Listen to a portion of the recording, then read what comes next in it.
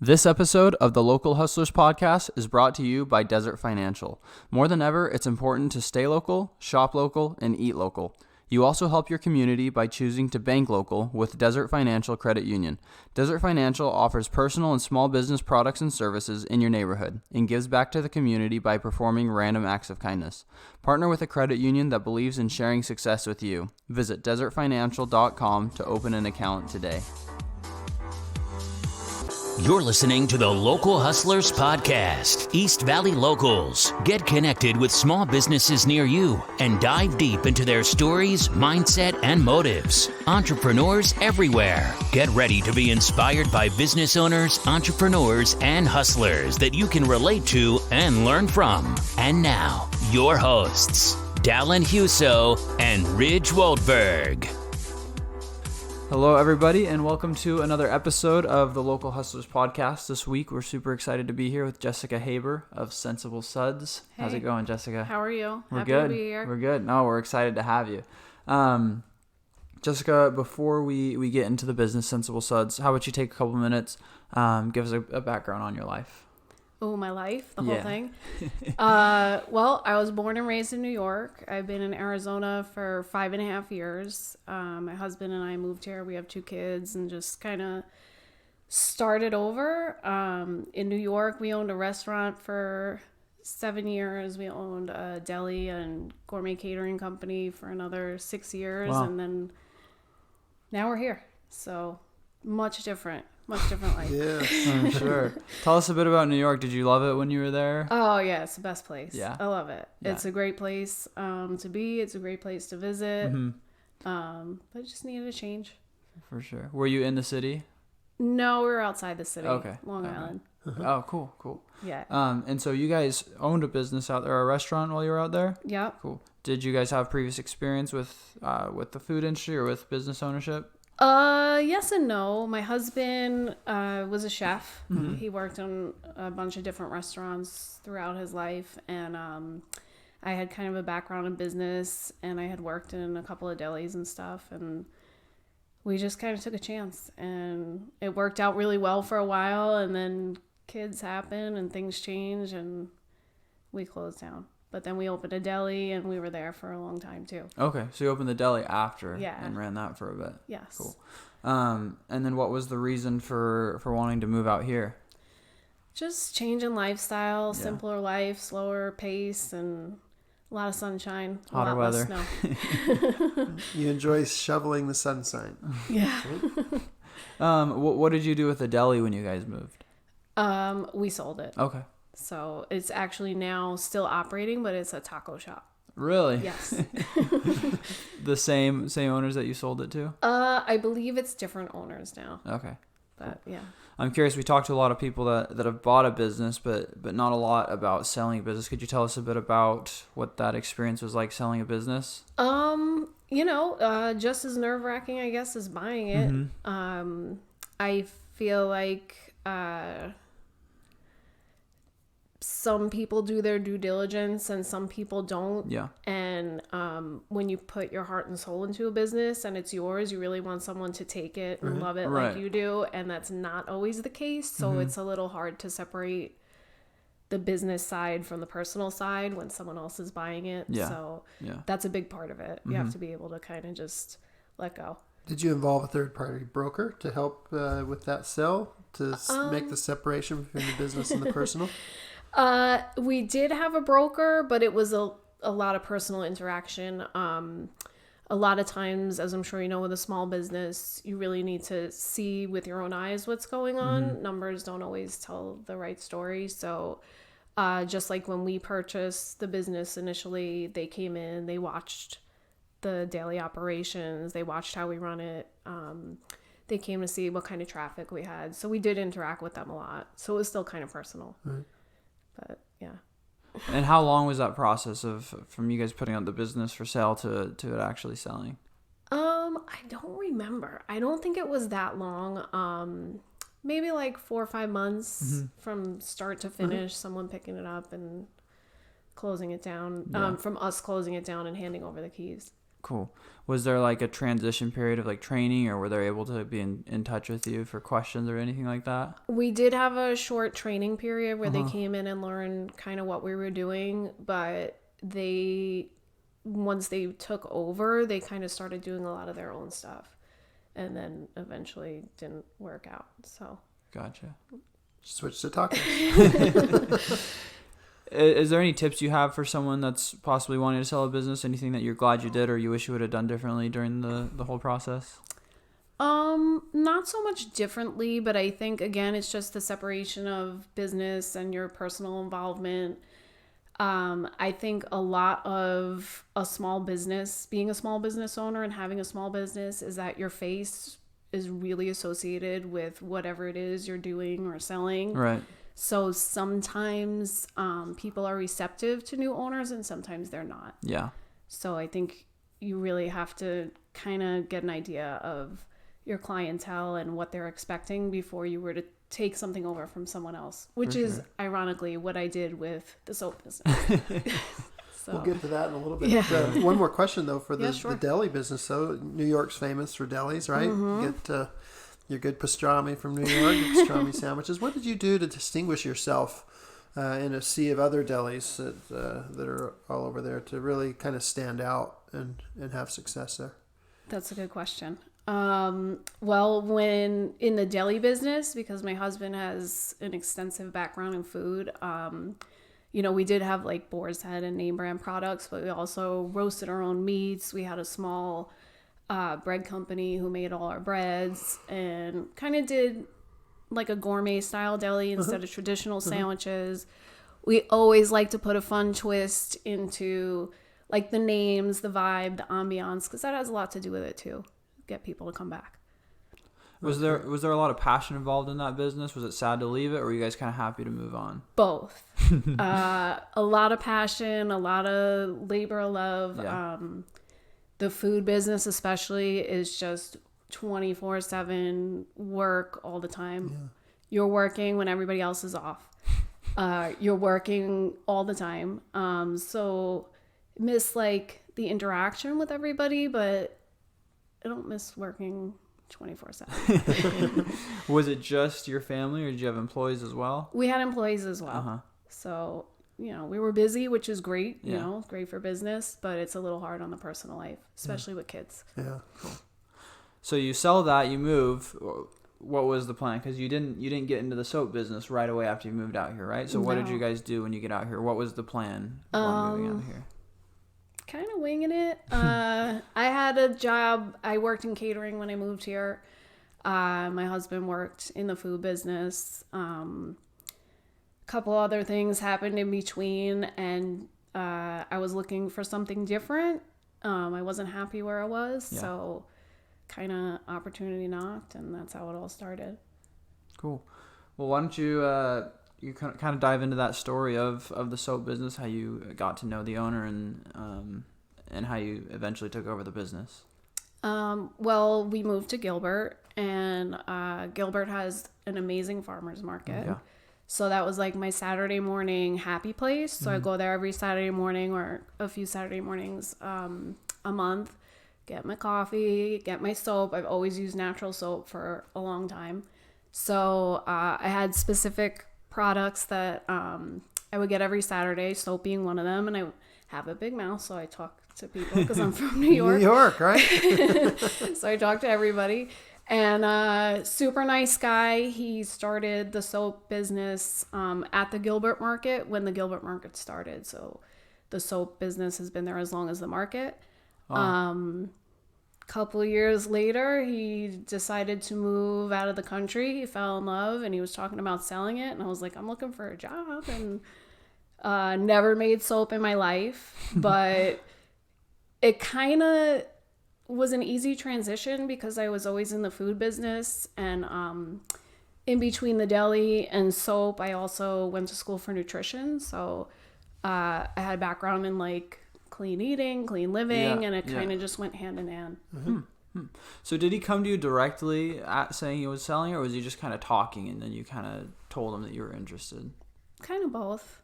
It all happened in one conversation, and then He actually, once we agreed on what we were going to do, he stayed with me for a couple of months, mentored me, showed me everything, how he did everything, the whole process.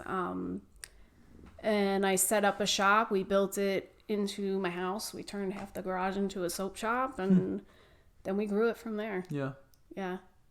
Were you hesitant or nervous at all taking over a business that you didn't know anything about or really have any experience in? 100%. I had no idea what I was doing. Yeah.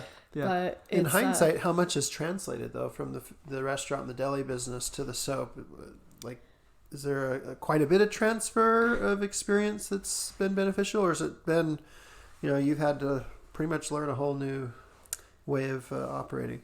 I think a lot of it is very similar, especially being at the farmer's market, because you're dealing with people. It's a lot of customer service. It's a lot of getting to know your customers, letting them get to know you. And as far as the product itself, what I personally make, I use the same stuff mostly from my kitchen that I do in the soap. And being a customer before the owner, like, I believe in the product. I always liked it. I use it all the time. So it's really easy to sell something that you actually love, which makes a huge difference than what you do always. Having the experience of selling a company, did that help being on the opposite side now as a buyer? Oh, yeah. Yeah. Yeah. Could you talk to us a bit about that process now? Was there a lot of due diligence that went into that? Like, kind of debating over, a price point, or what was that like? Absolutely. I think everyone should do their due diligence. As a seller and a buyer, you really need to know what you're getting involved in, what you want to put into it, what you want to get out of it, what you're comfortable doing. I mean, you have to be willing to take a chance, but you don't want to get in way over your head. So you really have to look into it, look into the financial end, look into how much time is going to be involved, how much you want to give it, and just be realistic what you're going to get out of it. You obviously liked the business before. Were you open-minded enough to do your due diligence, and if it didn't look good that you wouldn't do it, or were you like set on buying it no matter what?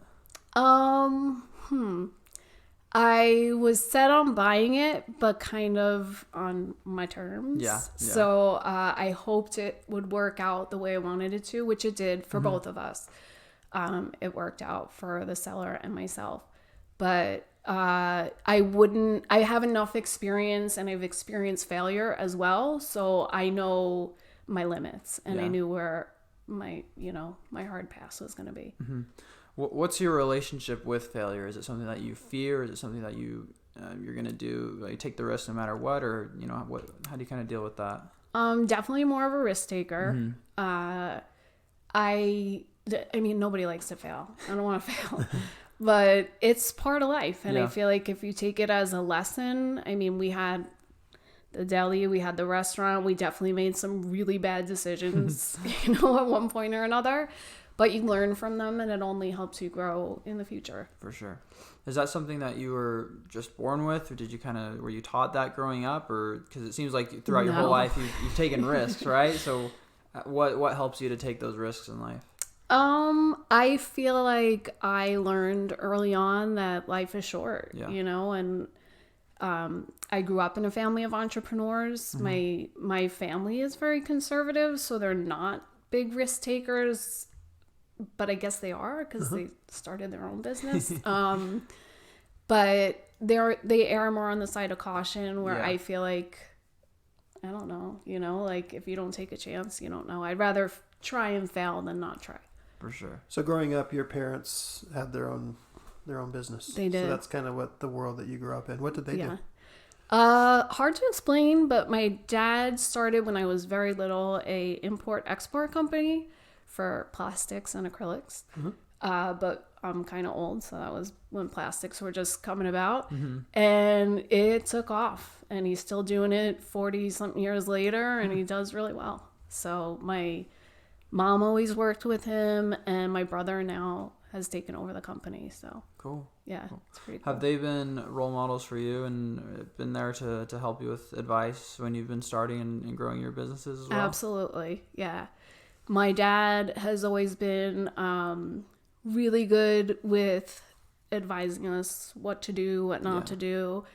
Definitely doesn't pull any punches, not sweet talking anything, which is very helpful. I don't, I'm not into sugarcoating or, For sure. you don't need that. You need real advice. Yeah, especially in the business world. Yes. Is there any particular piece of advice that sticks out to you that he shared with you over the years that's really helped you? A lot. I would say the best thing he's taught me that I could think of on the fly as an adult is budgeting. Learn how to budget. It's more about what you're spending than what you're bringing in. You have to really know where your money is going. And that was, for us personally, in our first business, that was a big issue. We had the food end and the customer service end really tight, but we didn't really understand how to budget what we were doing, and that was an issue with us. But we learned as we went, Cool. Well, let's talk a bit about soap. The reason we're here is there was a training period you mentioned. So is that a hard process to learn how to make soap? Is it pretty straightforward, just following a recipe? It's tedious. Yeah. It's basically like cooking. It's all timing and temperature. I personally, do exactly how he taught me, which is hot process soap, which is not what most people do. Most people do what's called cold process. So I actually cook the soap. It gives it a different texture and a different look. It looks, to me, more natural. It doesn't have fun, swirly, bright colors and stuff like that. I try to live on the cleaner side and, with what I put into and onto my body and with my family and my kids. So everything I use in there is natural, which is why I love it. There's no chemicals, no fragrance. It's essential oils, herbs, botanicals. So it's really just a matter of taking the base recipe and then just tweaking it a little bit for each different thing. Yeah. Well, like you mentioned, like kind of a big thing right now, trying to think is like these bright, colorful, swirly soaps. And then yours, on the other hand, is super raw, like really natural looking, like you said. Was that like risky at all for you, knowing like that you're kind of going against the grain in terms of like what's popular with soap right now? And have you seen people gravitate towards it because it's different, or what's been the experience there? I think a lot of people gravitate towards it. Since I've taken it over, I've kind of built it and done a lot with the look and the packaging of the business itself. So we try to be eco-friendly and kind of a little more modern, I guess. But some people want things that I don't do, and that's life. But the business came with a clientele, luckily, and we've just built on it. So people do enjoy it. They do like it. And especially the majority of our business is at the Gilbert Farmers Market, and people are there for something local, something fresh, something unique, something natural. So it fits right in there. Yeah. So you mentioned it came with a clientele. When you took over, were you more focused on keeping that clientele and keeping them happy, or trying to grow the business and reach new customers? Both.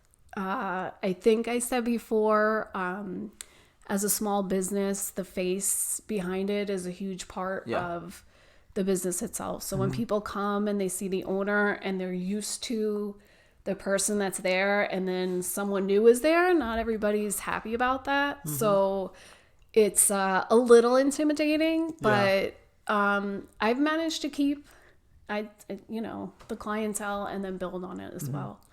What have you done to connect with this clientele that a lot of the reason they were there was because of that previous owner and the face that was associated with the business? I kept it the same. I changed the look, of the booth itself, of the packaging, like I said, but we kept the product the same, and we've added a lot of products on, but we've kept everything that was there before. So I think that keeps the original clientele happy, and they're even happy to see new things. So it worked out for everybody. That's cool. What are some of the new things that you have brought on in the business? We brought on a men's line. So we have, which my husband makes, beard oil, beard butter, shaving supplies, stuff. like that. Hair oils. We've experimented with a couple of different things that didn't work out or some people love, but it didn't really sell that much. So we didn't really keep that around. Scrubs, sugar scrubs, lip scrubs. I have in the new year some new products coming out. Nice. Yeah, so like the possibilities are endless. Cool.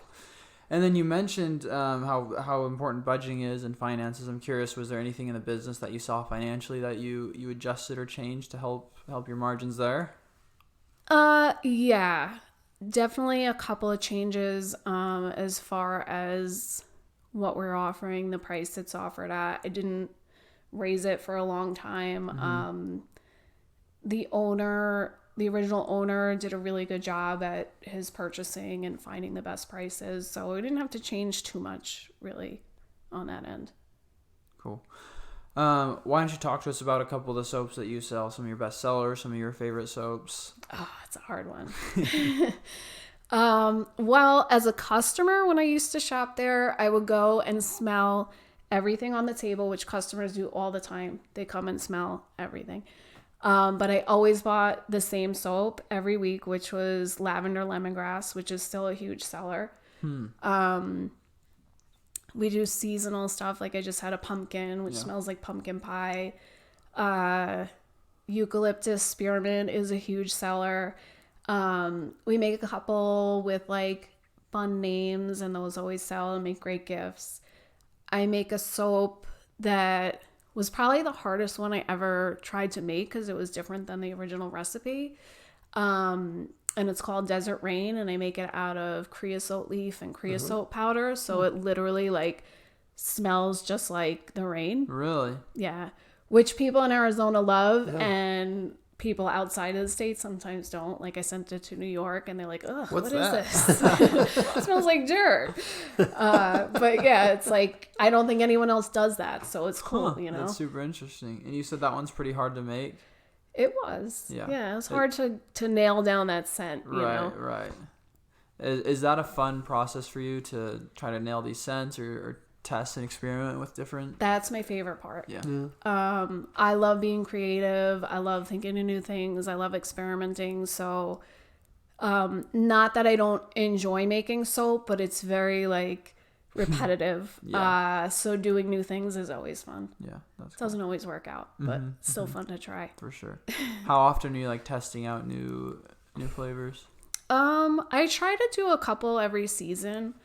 I don't always have a lot of time to experiment. I just tried one actually this week. One of my customers suggested. So I did one I made with like a bourbon base and vanilla, and it's probably going to come out soon. It's pretty good. Nice. Yeah, it's always fun to try new things. Yeah. That's cool. Yeah. Do you spend more time cleaning your pool than you spend swimming in it?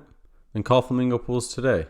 Flamingo Pools is your go-to swimming pool maintenance and repair company in the East Valley. Whether it's weekly maintenance, repairs, green to cleans, or one-time cleanings, Flamingo Pools will take care of you. Honest, reliable, and innovative. Just a few of the many good things Flamingo Pools customers have to say about them.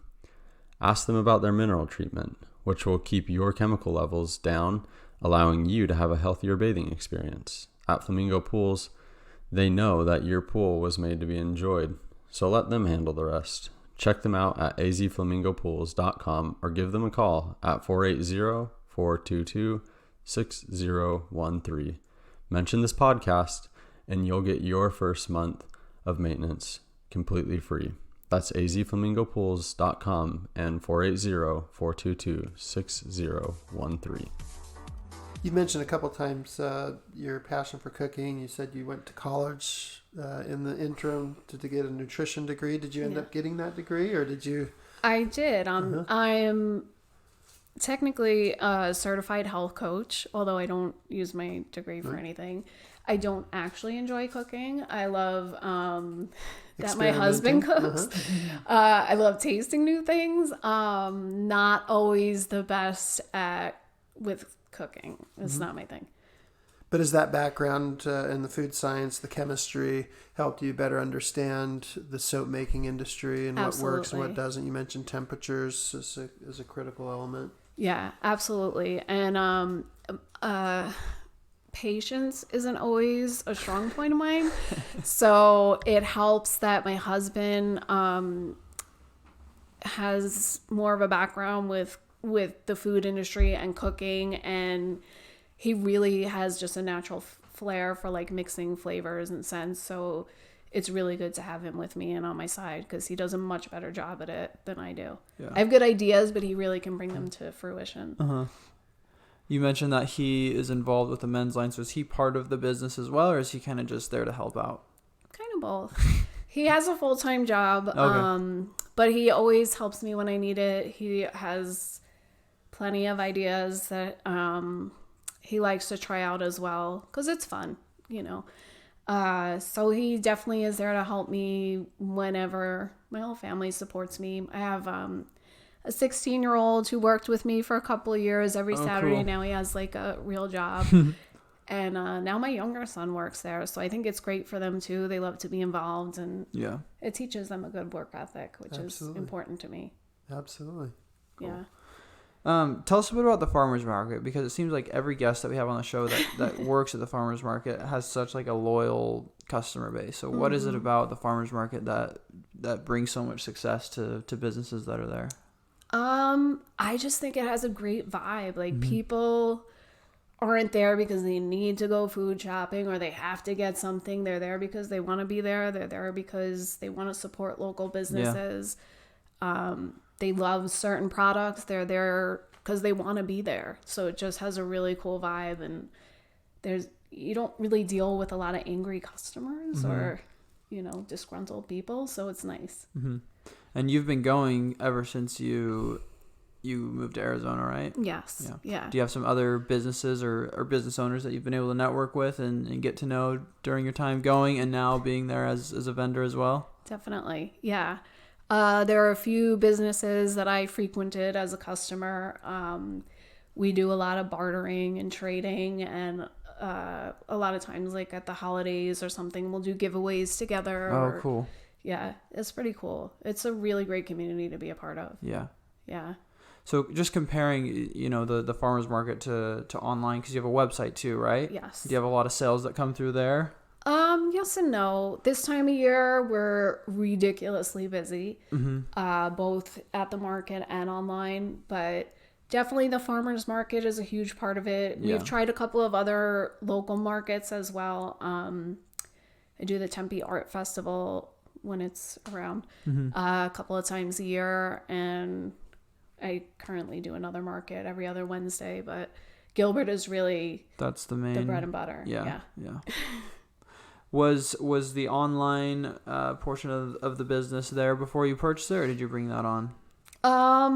It was, but I totally revamped it. Yeah. It definitely wasn't anything that significant. I feel like maybe if I was a little better at marketing or had time to put more into it, it would be much more successful. Is that something that you're interested in doing and pushing, or are you kind of happy with where it's at with just mostly getting your business from the markets? I would really like to push some of the online stuff. I mean, people always suggest you should do this, you should do that, you should sell on Amazon, you should sell on Etsy, but it's like I can only do so much, and I don't want to get in over my head.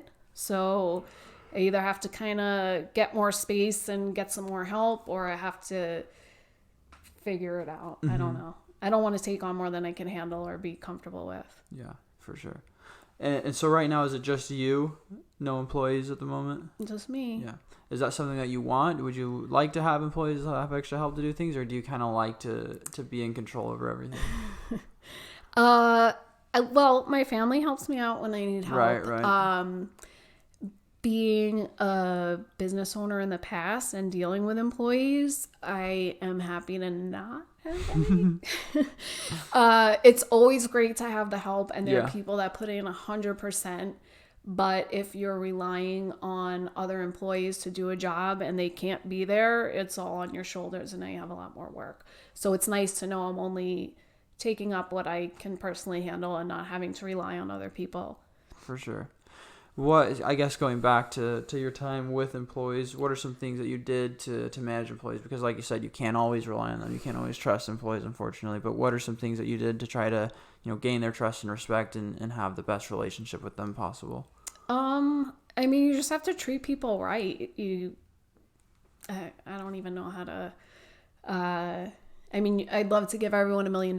You can't do that. So you just have to be respectful of them. Do your best to make them happy, because if they're happy, they treat your business to their best ability, which in turn, turns over to the customer. Yeah. So that reflects on everything. So you do have to treat your employees right and respect them and make sure they're happy with what they're doing, because they'll stick around and really put their heart into it, which is what you want. For sure. So you sell at the market all the time. Obviously, earlier this year we had COVID. And so did that have any effect on your business then, or did things kind of continue as normal? In the beginning of the shutdown, it definitely took a turn down. On the bright side, I sell soap and you couldn't really get it anywhere. So I did okay. I kind of stayed on par with where I usually was. I mean, it took a dip, but it went back up. Yeah. Right now, the holiday season, like I can't even tell you how many people come every week and they're like, I want to support local. I'm buying my gifts here. I'm shopping in Gilbert. Filling my stocking with local products. And it's really cool. Like people are trying to support local and keep the economy going, and I think that's pretty awesome. That's definitely heard it a lot more this year than ever before. For sure. Yeah, no, I think obviously so many businesses have struggled with COVID, but we've also been able to see how businesses have been able to pivot and how the locals have kind of come together and support businesses. And like you said with the soap too, like obviously with COVID, you're gonna have less people, less buyers, less money, but soap is something that people are kind of wanting on hand right now. So I'm sure that although you had some negative effects of it, that it helped the business as well there. Yeah, absolutely. And we did a lot of deliveries and local pickups and stuff like that. Okay. So we did whatever we could to help people and keep ourselves going.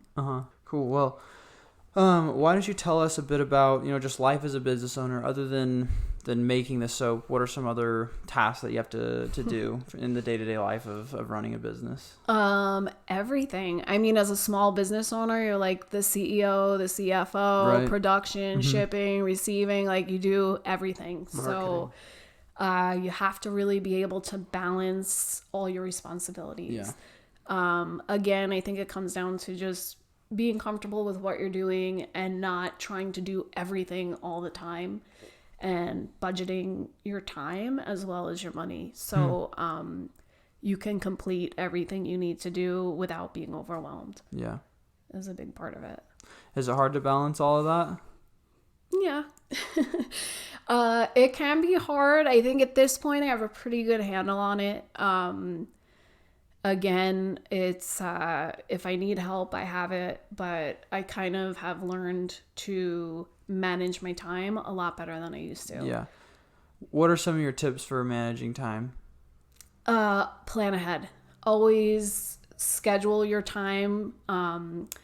Like I said, my shop is in my house, so I don't have to go to the office every day and do a job, but I have to schedule my day like I have an office job. Which can be hard if you're not actually going to an office to stay focused on stuff. Because like you mentioned, you're CEO, you're CFO, production, marketing, you have all these different hats you're wearing, and if you're not scheduling out your time and your tasks you have to do, everything kind of just meshes together, and you kind of probably lose track sometimes of what you're doing if you're not super on top of that. Absolutely. And I'm a huge procrastinator, so I have to be really on top of my time management. Yeah. With all those different aspects of the business that you're running, what would you say is your favorite part, and what would you say is your least favorite part? My favorite part is working at the market. I love interacting with people. I love talking to everybody. I love hearing, even though I know what the soap is supposed to do and what the ingredients are supposed to do, getting positive feedback and someone saying, oh, this helped me with this or this helped me with that. And I'm like, really? Like, that's great. My least favorite is the finance, like bookkeeping and filing and that kind of stuff is not my favorite. But it gets done. Save it for last, but it gets done. Yeah, I think most business owners don't go into business because they love to do finance, but it's something that we all have to deal with, right? And as a procrastinator, is it hard to stay on top of that as well? Oh, yeah. Yeah.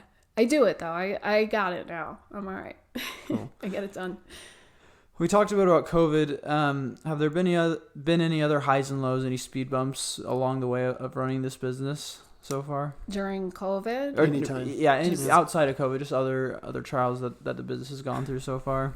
I am very lucky. I've had a pretty steady go of it. I mean, like I said, I took over a fully functional operational business, which made a huge difference in not having to start from scratch and figure out what to do and figure out how to get a clientele. It was more taking what I had and just building on it. So I've been pretty lucky. I haven't had too many hiccups yet. Awesome. What's kind of been your key to connecting with customers and getting to know them, more on a personal level is what it sounds like. I think just being the face at the market makes a huge difference. When we were doing more than one market at the same time, like my husband was there, so it's still, he knows the product, he loves the product, and he is also a face of the business. So I think just interacting with people and them knowing that the same hands that are making the product are connected to the person they're talking to makes a huge difference. Cool. Your shirt reminded me, I wanted to say it when we talked about the website, but you got the URL or the handle Soap is Dope, which is pretty cool, I think. Was that hard to get, or did that come with the business? Or no, the business name is actually Scentsible Suds. Right. I always feel like it's really hard to say, and the original website was Scentsible Suds, and I was always spelling it out. It's not Scentsible, where there's an S in there, right? Scentsible. Yeah, it's Scentsible. It's a beautiful name, and it goes with the business. It's just for on the fly, like go to my website. It's not convenient, and I always make punny jokes and stuff like that. So Soap is Dope is like super easy. I love it. Yeah. So it's AZ Dope Soap, which to me is much easier to throw out there. I love it, and I'm sure, I don't know who people just look up whatever on the internet, but I'm sure it pops up higher for Dope Soap rather than Scentsible Subs. I don't think people are just casually looking that up. No, I think it did well for the company. I think it adds, because even on your social media, it adds kind of like a fun, lighthearted aspect to the company and probably to you as well. Yes, it does. Thank you for noticing. That was part of taking someone else's business and making it my own. Yeah. Which I kind of had to work in slowly. So that's what we've been doing, and just kind of putting my own spin on it, which makes me happier. And the customer hasn't really felt it that much. So I think they appreciate that. Cool. Any other key personalizations you've made to not alienate the original clientele, but continue to put your stamp on the business? I can't say anything too significant. We remade the logo, so it's more like, my style, more original, and just, little things in the display and the look and stuff like that. Mm-hmm. I think it's super important to let a part of you go into the business, because there's a ton of soap businesses, but there's only one you. And so to let your personality really kind of shine through the business to the soap, I think is important, and it helps you find, the customers that you're going to click best with and that you're going to have a personal relationship. I think it's easy, when you're starting a business, to try to reach everyone and just be the super professional or whatever you have in mind of what a good business owner would be. But I think it's super important to be able to be yourself and let yourself shine through, and that I think that'll bring more success in the end and finding the customer that's right for you. Yeah, absolutely. It makes a huge difference for sure. Is that something that you were able to incorporate into your previous businesses as well? I'm just wondering, were you able to provide that aspect with the deli and the restaurant too? Yeah, for sure. And that's a big part of a small business, again, is you're attached to it. Mm-hmm. So if you try and fake it or be something that you're not, it's totally just transparent to everybody. It's just not, it doesn't blend with who you are. You're not going to have that same success. Mm-hmm. It just has to be a part of you. Yeah. No, authenticity is huge. Any other leadership principles besides authenticity that have made a big impact on your success over the years? I think just being authentic and being honest and knowing you're going to make mistakes and taking ownership of that just as much as you do your successes. You have to be able to just accept that as much as you do anything amazing you do. And people appreciate that because that's just human nature. Going to make mistakes. Cool. What about just business advice in general? What else do you have for our audience of, someone that's maybe getting ready to start a business, or even someone that's, had a lot of experience from everything that you've done, from owning multiple businesses, buying and selling? What's some advice that you would like to share with people? I think you just have to do your due diligence, look into every aspect of what you're looking to do from the all around, the top to the bottom. You need to know financially, realistically, what it's going to cost you. You need to be realistic about your expectations and need to be realistic with yourself as far as what you are comfortable doing, what you want to do, and what you'll be able to do. You just really need to be honest with yourself. Cool. Since you have experience with starting a business from scratch and purchasing a business, I'm curious, do you have a preference? Do you have a recommendation on one versus the other? Or what are some of the pros and cons? I think it wasn't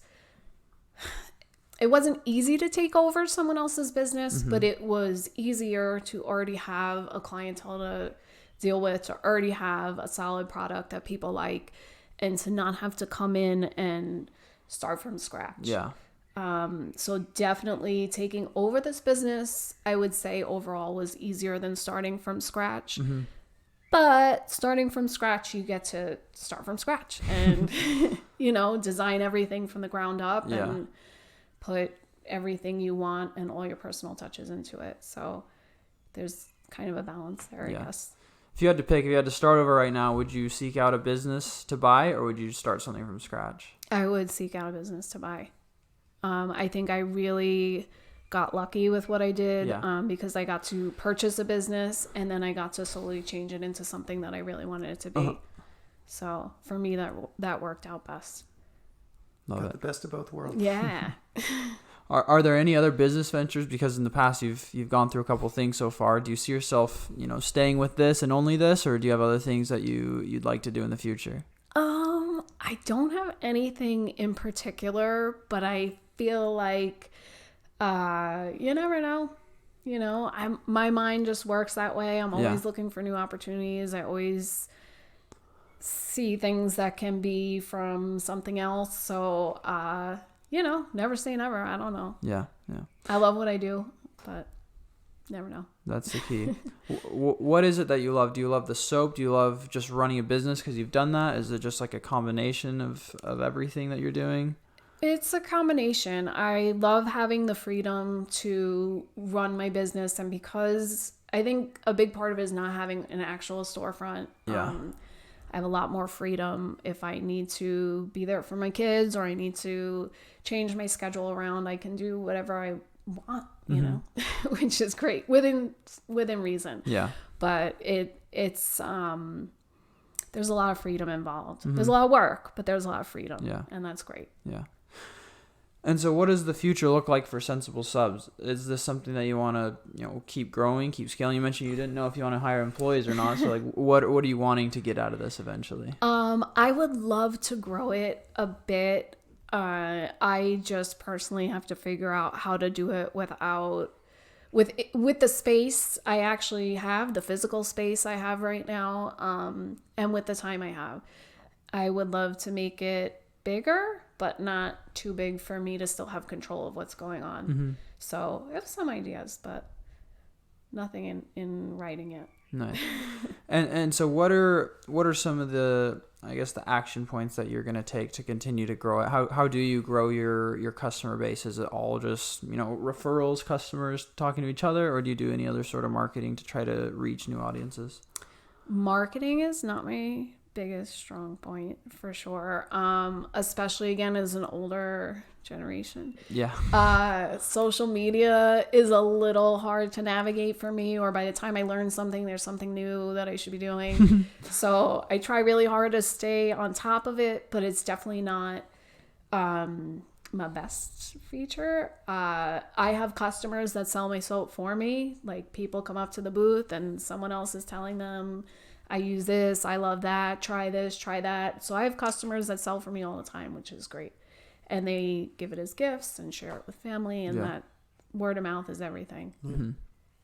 So that's really been the key to your success then, and your continued growth, is just the loyal customers sharing it with family and friends. Absolutely. That's awesome. Yeah. Yeah, they talk, I mean, so many people say that you know, digital marketing is really the only way to grow a business now, and it definitely can help, and it's huge, but I think people forget how important that customer referral can be. Is you don't trust anyone more than you trust, you know, your family and friends. So if they're going to recommend something to you, I think that's 10 times more powerful than an ad popping up on Facebook or something. So even though that stuff can be important, and if it's a strength of yours, you should definitely go for it.